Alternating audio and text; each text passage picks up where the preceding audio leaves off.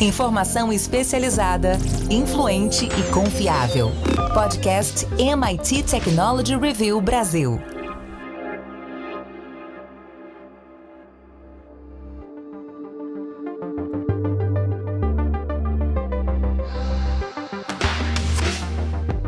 Olá, sou André Miceli e esse é mais um podcast da MIT Technology Review Brasil.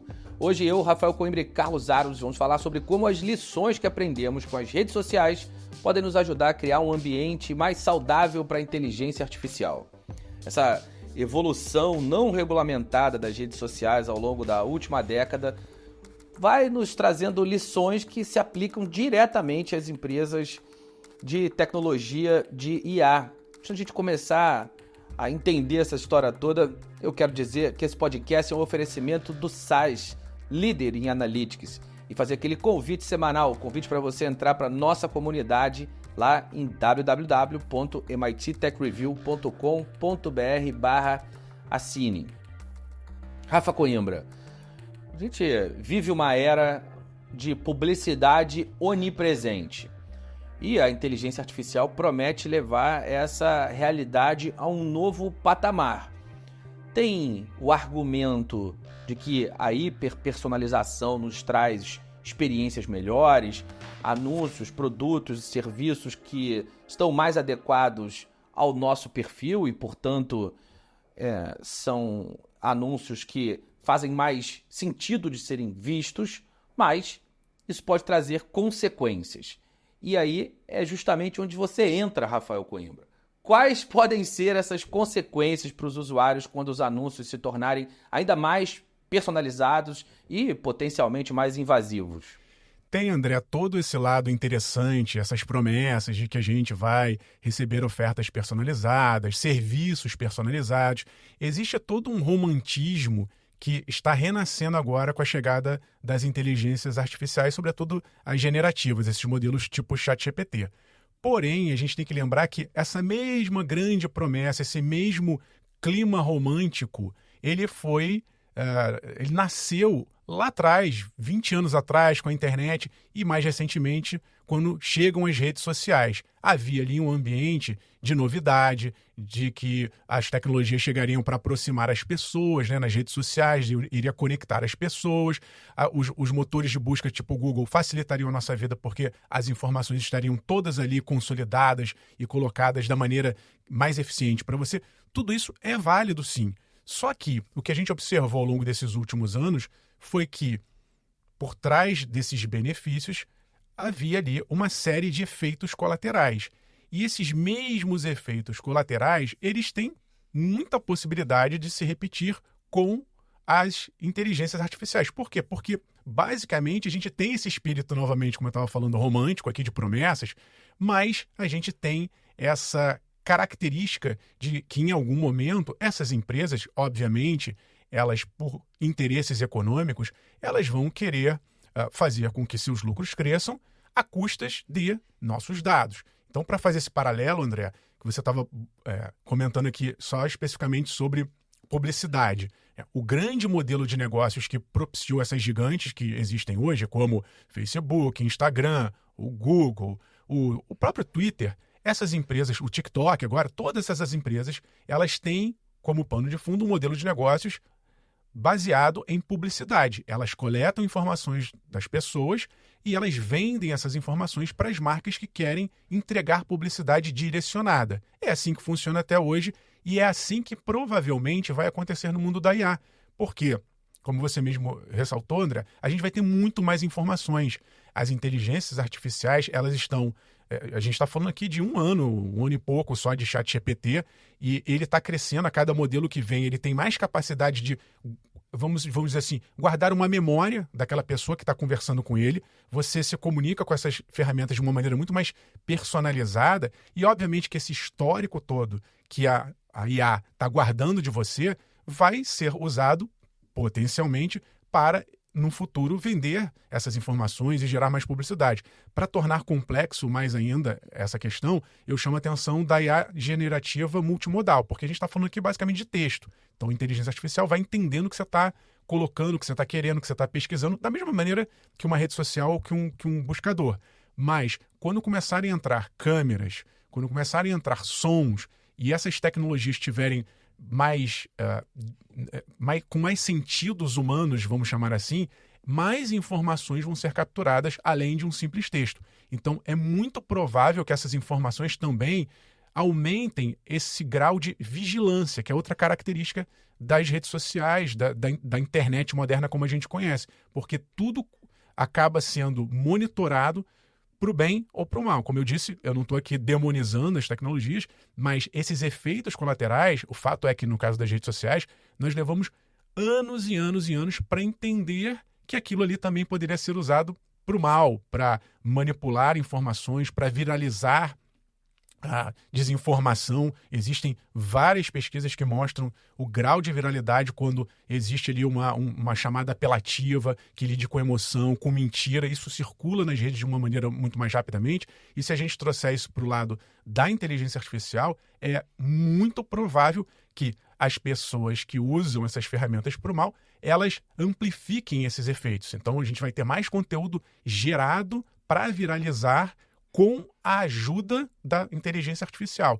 Essas características todas vão gerar, muito provavelmente, mais bagunça, mais desinformação, mais polarização nas redes.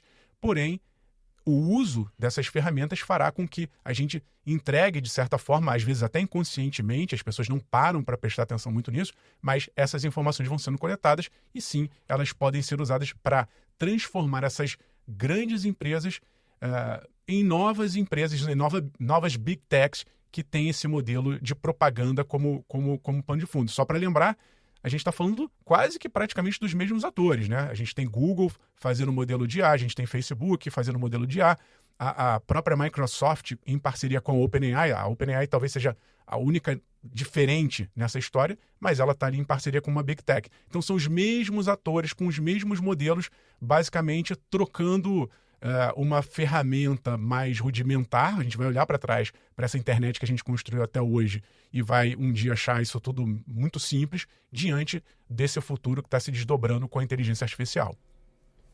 Aros, sobre esse ponto das empresas, a história das redes sociais mostra que poucas empresas acabam dominando o mercado. A tecnologia vem sendo assim sistematicamente. Talvez ali no final dos anos 90 a gente tenha visto uma pulverização de funções de ERP e logo depois também elas foram consolidadas.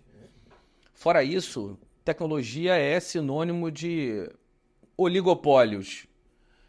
Como você acha, Carlos Aros, que esse cenário vai acontecer com a inteligência artificial? Quais são as estratégias que poderiam ser adotadas? E se é que faz sentido o Estado se meter nisso, o mercado pode ajudar a construir um ambiente que evita essa monopolização? Bom, tem duas formas de ver essa questão, André. A primeira delas é com um olhar otimista, entendendo que os aprendizados, aí, as experiências, não vou nem dizer aprendizados, porque dizer que aprendizado pressupõe que alguém aprendeu algo, mas com o exercício da experiência vivida ao longo dessa última década, pelo menos, com as redes sociais, faz com que a gente tenha caminhos para, como dizia meu pai, pisar nas pedras e não na água ao atravessar um riacho para não se molhar. E esse caminho das pedras poderia nos dar opções para, por exemplo, proteger mais os usuários, reduzir a dependência de alguns únicos atores, pulverizando isso, fortalecendo o ecossistema, criando um novo modelo de monetização que seja menos, entre aspas, nocivo pro todo, e por aí vai. O Rafa, enfim, deu vários exemplos importantes aí desse contexto. E a outra visão é a visão realista. Ela não é nem pessimista, ela é realista. E ela nos dá que caminhos?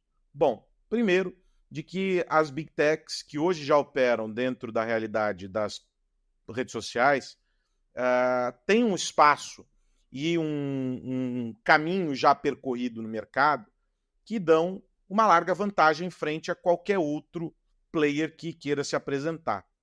quando a gente olha a composição das empresas que hoje se destacam como desenvolvedores de soluções, ferramentas, plataformas, produtos com base em IA, todos eles têm vínculo de alguma forma com essas Big Techs. Se não, porque em alguma rodada de investimento teve um aporte de uma Big Tech, ou porque a Big Tech, no meio do caminho, chegou e falou: opa, vem aqui, querido, você pode ser importante para o meu negócio. Ou são fornecedores de ferramentas e recursos para essas Big Techs. Ou seja, há uma dominação. Esse mercado já está definido, a gente já sabe quem vai chegar lá.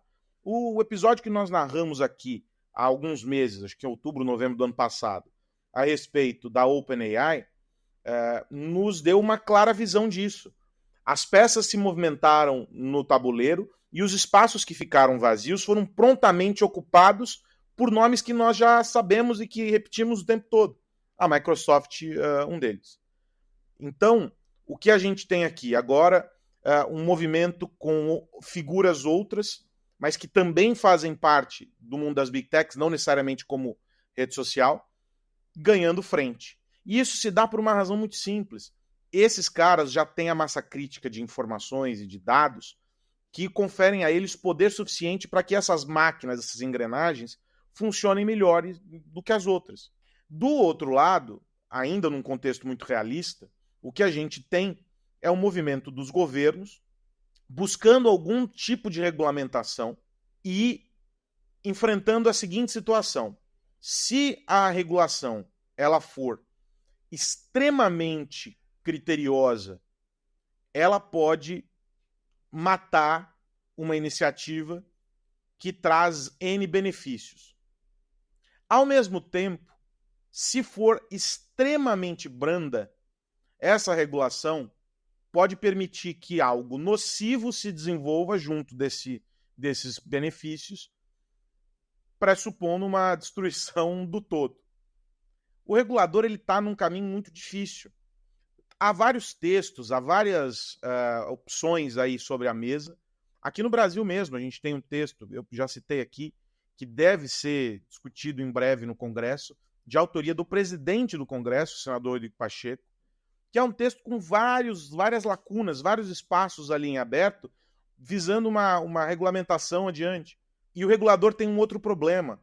Muitos instrumentos que foram definidos há alguns anos, aqui no Brasil, por exemplo, o Marco Civil da Internet, hoje precisariam ser parcialmente ajustados em aspectos muito específicos para dar conta das transformações dessa última década.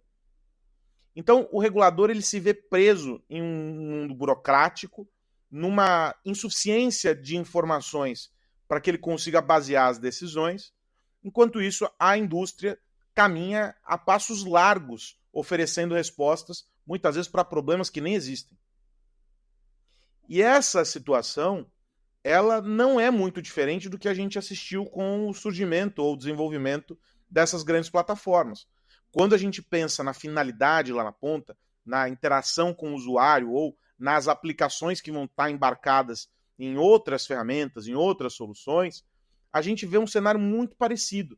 Então eu acho que a visão realista, ela nos permite entender que sim, vai haver ainda a manutenção desses monopólios, os players vão continuar, cada um dentro do seu mercado, operando com força total, ainda que existam iniciativas como, por exemplo, a da União Europeia, que pressupõe lá na linha 1, talvez, o desmantelamento em caso da percepção de que aquilo vai oferecer algum dano concorrencial e etc. Essa atualização da lei europeia, inclusive, é bem interessante. A gente precisa ver como ela vai se dar na prática, quando tiver uma denúncia, quando tiver algum caso gravíssimo. Imagina, propor o desmantelamento, sei lá, do Google dentro da Alphabet, né, dentro lá da União Europeia.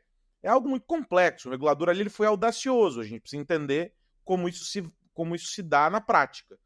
Então, eu não vejo, André, uma maneira muito simples de resolver essa questão. Não acho que exista interesse né, ou uma soma de interesses que resulte nisso. Porque da maneira como está, inclusive os players menores, ainda que reclamem, eles estão muito bem obrigados, porque eles continuam servindo de sustentação, eles continuam anexados a esses grandes conglomerados, entregando ferramentas e ganhando um bom dinheiro com isso. Quem perde é aquele que já estava perdendo, que é o outsider, né? O cara que é o indie ali, de alguma maneira, que desenvolve uma solução, uma coisa meio alternativa e etc. Mas esse cara já sabe qual é o tamanho do mercado dele. Ele também não deve caminhar para muito mais longe. Eu acho que a visão realista mostra que, sim, a gente corre um severo risco de repetir vários dos erros que foram cometidos com as redes sociais, e aí dizem que errar uma vez é humano, errar 2 vezes é algo já um pouco mais complicado. Bom, outra coisa complicada, Rafa Coimbra, é a questão da desinformação. A disseminação de informações pelas redes sociais já mostrou esse poder. Você mencionou as pesquisas, o Sinan Aral, professor diretor da Initiative for the Digital Economy, professor lá do MIT, tem uma pesquisa muito interessante sobre contágio em geral, contágio no sentido de o quanto uma informação consegue percorrer redes, com que velocidade, e essa velocidade tende a ser 5 vezes maior para fake news do que da informação real. E quando a fake news é desmentida, essa velocidade é ainda menor. A gente já entendeu a complexidade de espalhar conteúdo em ambientes digitais, em redes de seres humanos pautados em gadgets e em tecnologia.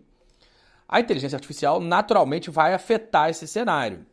Como você acha que a gente consegue usar isso a nosso favor? Dá para encontrar um equilíbrio entre controlar esses conteúdos nocivos e manter a liberdade de expressão? André, eu acho que tudo passa por uma educação digital. O fato será cada vez mais difícil nós entendermos, percebermos o que é real e o que não é real. As novas tecnologias, a cada mês, a cada semana, surge uma nova aplicação que mostra com que não só fotos estáticas, mas agora vídeos estão sendo feitos de uma maneira hiperrealista, de uma forma simples. A partir do comando de texto, você gera um vídeo muito real e baratos, portanto. Então, essa combinação ela é explosiva do ponto de vista da desinformação. Tem gente que vai usar isso para o bem, tem gente que vai usar isso para brincadeira e tem gente que, obviamente, vai usar isso para gerar algum tipo de viralização com algum tipo de interesse, seja para prejudicar uma pessoa, seja para gerar audiência e atrair audiência e, eventualmente, ganhar dinheiro com anúncios, como a gente estava falando anteriormente, mas é muito óbvio que a gente vai ter uma escalagem da complexidade e da quantidade de desinformação. Isso, André, por sua vez, mostra que o que a gente está vendo era, antes você tinha... os humanos faziam a parte suja no sentido de fazer a fake news, fazer uma montagem, gastavam um tempo ali para criar e inventar um texto falso ou uma imagem falsa, e depois a rede se encarregava, como você falou, de algoritmicamente jogar mais atenção para conteúdos que geram esse tipo de engajamento, ainda que falsos. O que a gente está vendo agora é que essa parte humana ela também está sendo substituída pelas máquinas. Então, o humano não vai mais nem precisar ter o trabalho de criar, inventar uma mentira, porque você manda a máquina criar uma mentira, ela cria uma mentira. Você manda ela fazer uma fotomontagem, ela faz uma fotomontagem. A gente, portanto, está automatizando 2 partes da desinformação. A parte antiga vai continuar, que é o da distribuição, e a parte nova, que é o da geração. Isso, obviamente, tem efeitos muito negativos.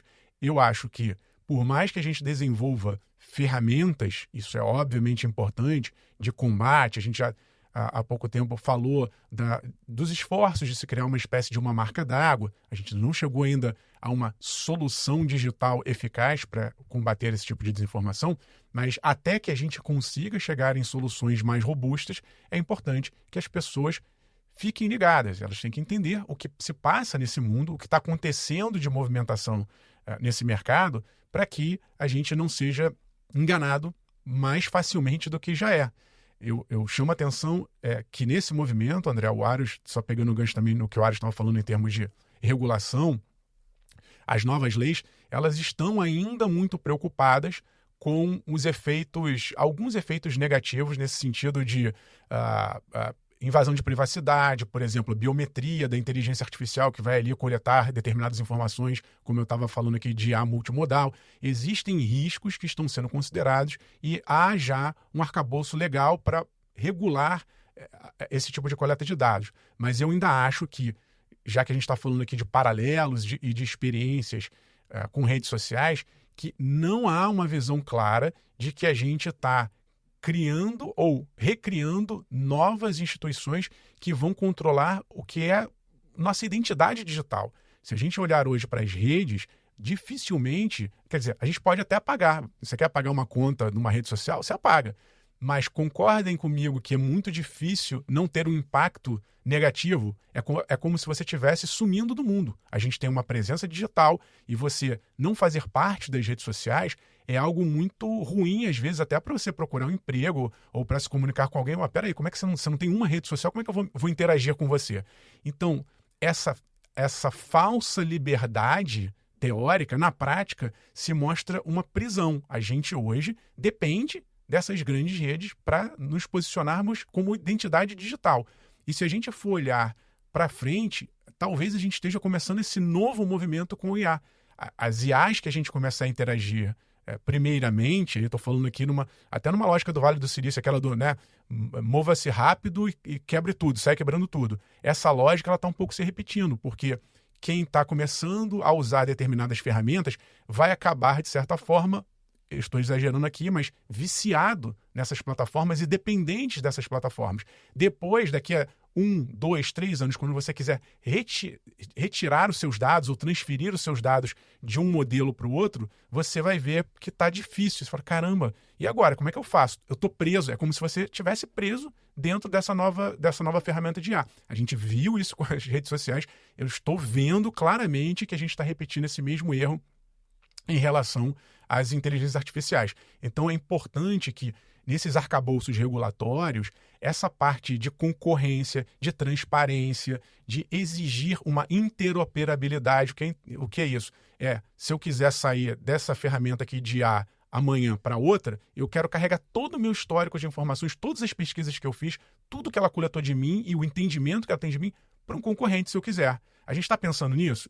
Eu não estou vendo nada disso em circulação. Eu estou vendo preocupações mais no campo quase que da ficção científica, os riscos da IA, como se fosse as máquinas controlar a gente, mas na questão prática, que é essa de criar novos monopólios, de dependências, de aprisionamento dos cidadãos via dados, e eu estou falando aqui de concorrência, obviamente, eu não estou vendo nada sendo feito eficazmente. É óbvio que a gente tem que ter sempre esse equilíbrio, como o Aros estava apontando, eu sou desse time também, cuidado para não matar a inovação, regulação demais mata a inovação, mas a gente tem lições aí a serem aprendidas e, nesse caso, eu estou vendo muita coisa passando sem que a gente coloque ali algumas rédeas, ainda que pequenas, para que a gente não repita esses mesmos erros.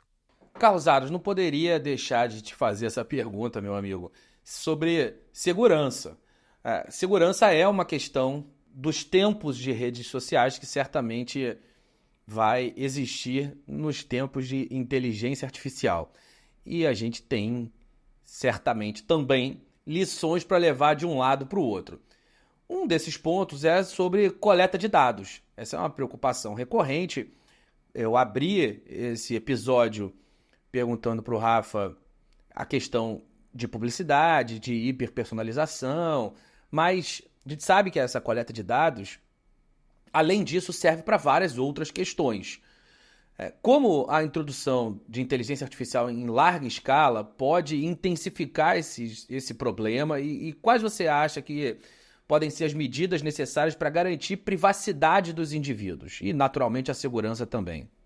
Bom, os principais relatórios de segurança do mundo apontam a IA como uma peça chave para o desenvolvimento de um sem número de ameaças e como consequência disso, do aumento gigante dos riscos para pessoas, empresas, estados e etc. Né? O ponto de partida para essa questão está naquilo que a gente está comentando aqui desde o começo do papo. As plataformas que são alimentadas aí por inteligência artificial, elas já, a maior parte delas pelo menos, já goza de um banco vasto de informações, um volume enorme de informações, porque elas estão dentro de ecossistemas riquíssimos em dados que já foram cedidos para esses usuários. Em 2024 é impossível a gente dizer que alguém no mundo não cedeu informações conscientemente ou de maneira inconsciente para essas plataformas, quaisquer. Né? Esse é um comportamento, inclusive, que vem sendo trabalhado sob o ponto de vista da educação para a cibersegurança e de um processo de conscientização, inclusive dentro das empresas, porque essa concessão de informações que acontece indiscriminadamente é um ponto de vulnerabilidade para as organizações e um ponto que pode derrubar qualquer compliance em tempos de lei de proteção de dados. Mas esse ecossistema já está alimentado e essa engrenagem já está funcionando. O que vai acontecer a partir daqui? O que começa a se entender é que essas informações hoje já ajudam a alimentar esses modelos. Esses modelos hoje entendem melhor os usuários, portanto, passam a receber estímulos e entregam mais informações, e é um ciclo vicioso. É um processo em que as pessoas elas estão ali nessa engrenagem e sob pressuposto de que eu quero acessar tal coisa, eu quero usar tal serviço, esse serviço tem lá um chatbot, e esse chatbot me faz ter o atendimento muito melhor do que se eu ficasse horas numa URA, né, numa chamada telefônica lá no 0800, eu prefiro esse chatbot e ali eu começo a ter uma interação, essa interação ela vai se aprofundando. A mesma coisa com os assistentes pessoais e todos os outros cenários. O que acontece é que hoje a gente tem um número muito grande de pontos de contato, criando uma espécie de monitoramento constante, ou seja, qualquer informação que surja é rapidamente pescada e dragada por essas plataformas que começam a processar isso e transformar isso em novos estímulos para que mais informações sejam geradas. Essa engrenagem ela já acontece. Qual é o ponto que as empresas agora, com a publicização da IA, elas começam a trabalhar? O estabelecimento de um nível de confiança. Porque o aceite, há um tempo atrás, ali nos termos de uso, algo que já virou, inclusive, piada, né? Você clicou lá e você nem sabe e tal, ninguém lê. Esse processo ele foi criado como uma parte de uma cultura, era um habeas corpus preventivo para a empresa. Não, o cara aceitou, mas ele não leu. Bom, mas eu coloquei lá, estava disponível. No caso da IA, como é uma relação muito mais próxima, está ali num conjunto diário de interação, principalmente com os chatbots, os assistentes por voz, essa coisa toda, as plataformas começam a estabelecer um processo de confiança para criar no imaginário coletivo a ideia de que não, aqui esse é um ambiente de conforto, você pode entregar suas informações, está conversando com alguém que sabe muito sobre você, olha só, eu sei que você gosta de tal restaurante, estou sugerindo aqui e tal. E isso vai criando uma percepção de confiança e as pessoas elas não saem desse lugar. Então, do ponto de vista da segurança, não é um processo muito diferente do que a gente viveu até aqui. A diferença é que a partir de agora, as pessoas entram em um loop em que elas estão sendo servidas e muito bem servidas com informações, com serviços, com possibilidades que antes elas não tinham. E aí, para as empresas, óbvio, esse é o ápice da relação de consumo, em que o cara está muito disposto a te entregar as coisas porque ele está recebendo algo em troca e ele nem percebe que isso está acontecendo. Quem tem assistentes por voz em casa sabe que é muito frequente você invoca ali o assistente com a palavra de comando e sai conversando, interagindo, e você está alimentando um banco de dados que está processando, entendendo mais sobre você, e você não sai nunca mais desse negócio. Então, existe uma monitoração excessiva que já veio de um período anterior a essa explosão da IA, isso se acentuou. Existe uma coleta de dados excessiva, que já veio um período anterior à IA, e ela passou a se acentuar muito grande. E existe uma predisposição do usuário, e isso está monitorado por pesquisas, de que se ele vai receber algo como vantagem, ele está pouco importando que tipo de informação ele está cedendo. Então, esse é o melhor dos mundos, é o caos perfeito para que as coisas aconteçam. Aí tem uma outra face dessa moeda, que nós estamos falando da relação com o usuário, em que é tudo muito bonito, o cara vai fazer um pedido, a sugestão já aparece pronta, ele quer escrever coisas, está tudo perfeito no dia a dia. Tem um outro lado dessa moeda, que é o quanto essas informações que estão aí circulando indiscriminadamente, porque eu, vocês, todo mundo que está nos acompanhando, passou a ceder essas informações sob qualquer pretexto, essas informações têm sido utilizadas para alimentar modelos que hoje dão reforço às táticas e técnicas de engenharia social, então fazendo com que até mesmo pessoas e times que são treinados nesse contexto caiam nessas pegadinhas, ou seja, a IA está aumentando a eficiência dos cybercrimes. E aí os times de segurança dentro das empresas estão com o cabelo em pé, porque treinamentos e mais treinamentos foram feitos ao longo dos anos para mostrar para as pessoas como reagir ao cenário A, ao cenário B, ao cenário C, e entender o que era risco e tal. A IA veio e aprofundou essa realidade, criou um ambiente mais complexo, muito mais próximo das pessoas, e agora está todo mundo caindo. Então, esses dados que circulam, eles servem, eu acho excessivo, mas eles servem para fazer com que a vida e a relação da pessoa com as máquinas seja muito melhor, mas ele também está alimentando um submundo da internet, em que as ameaças estão se tornando mais eficazes, elas estão se tornando cada vez mais complexas e mais entendedoras dos indivíduos, e isso é um problema muito grande. A gente tem já como perspectiva das empresas de cibersegurança para os próximos anos um crescimento disso num nível que a gente não esperava no caso da engenharia social. A gente estava acostumado a ver ataques mais complexos e mais bem desenhados e etc., mas agora a coisa rasteira, aquela coisa simples do dia a dia, está se tornando também muito mais eficaz. E nós imaginávamos já ter superado isso numa primeira camada.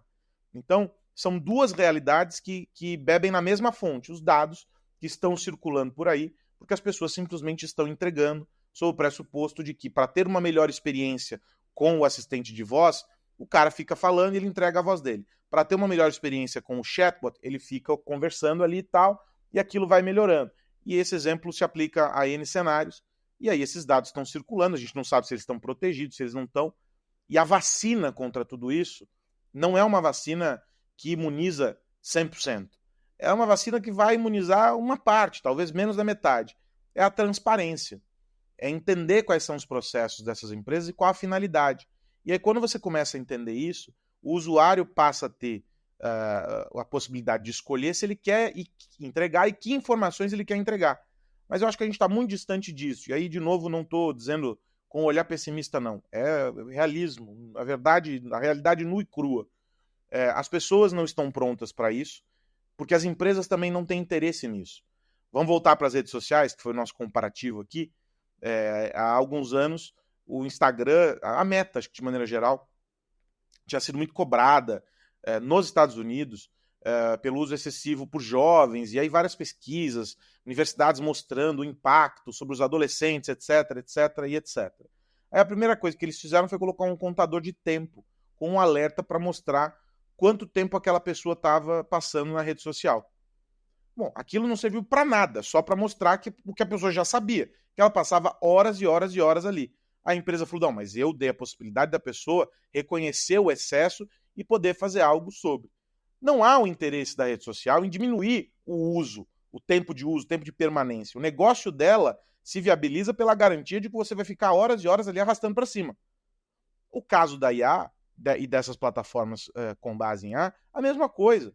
Elas só se viabilizam pela quantidade de informações que as pessoas entregam. Porque de um universo infinito, você tira um bocado que é relevante e o resto você joga fora. Mas até nesse lixo, nisso que está sendo jogado fora, tem coisas que vão servir para finalidades aí que a gente não sabe muito bem quais são e que boa parte delas é negativa para o usuário. Então é um cenário complexo, um cenário de alto risco e, de novo, sobre o qual o regulador não faz a menor ideia de como lidar.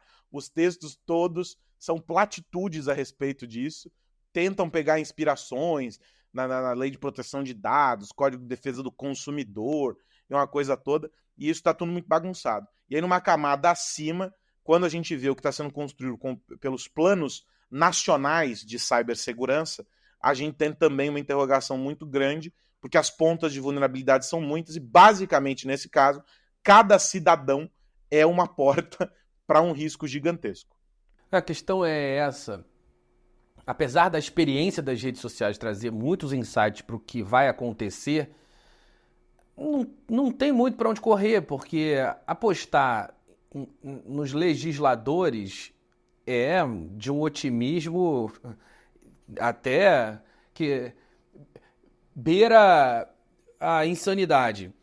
Apostar no mercado também não faz muito sentido, porque o mercado está ali moendo a carne.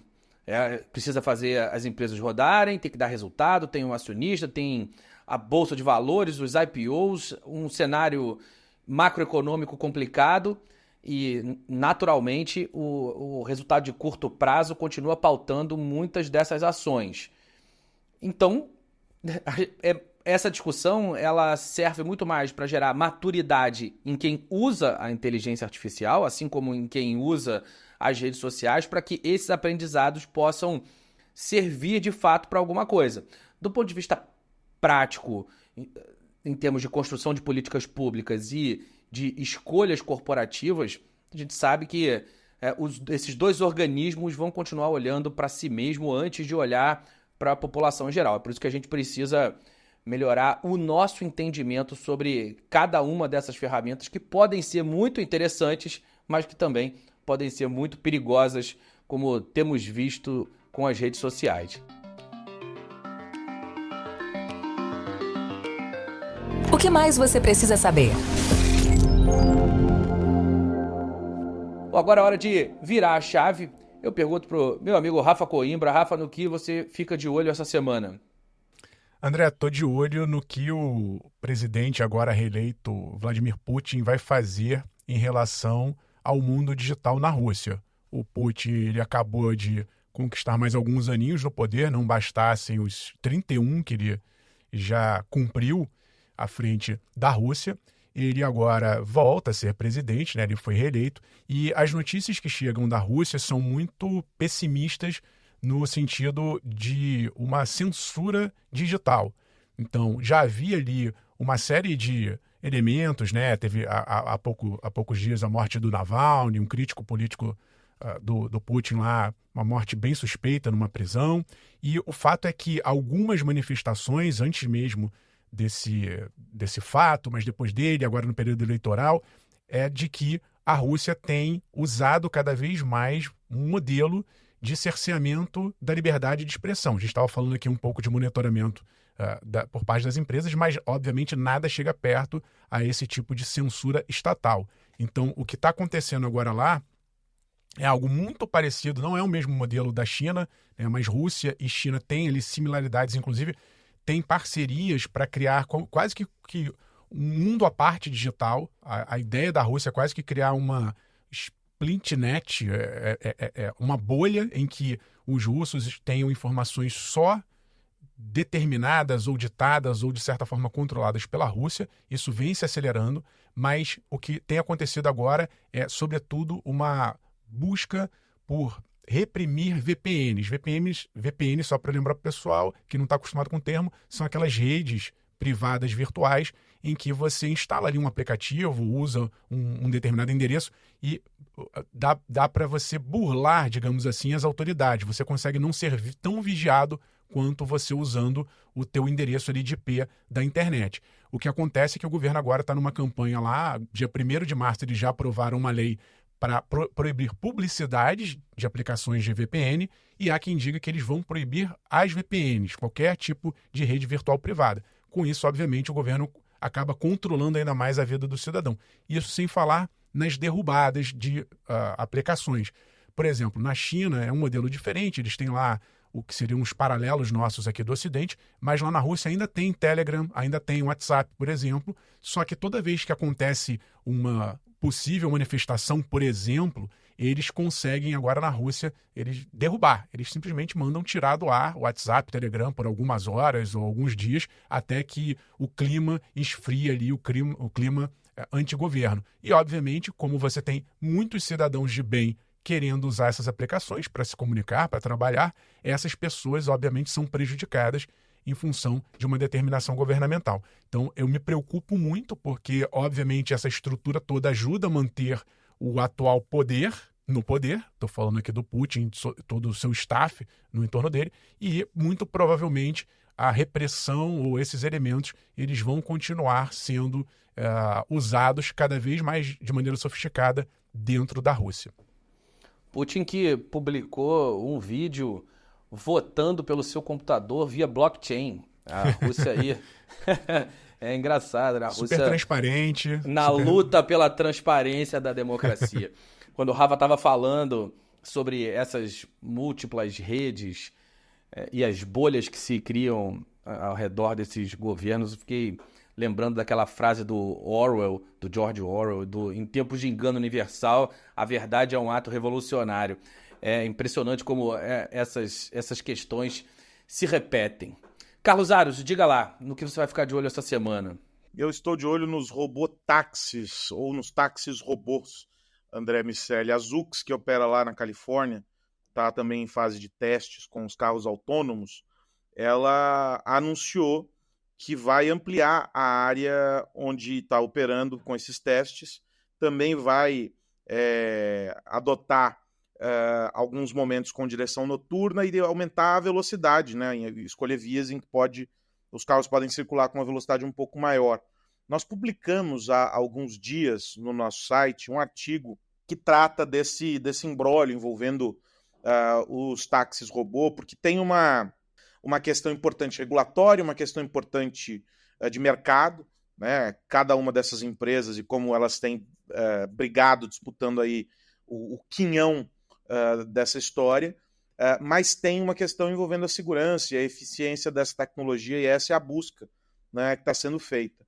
A Zoox fez o anúncio há poucos dias e diz que existe uma frota agora foi desenvolvida, projetada por ela mesma, para esses carros.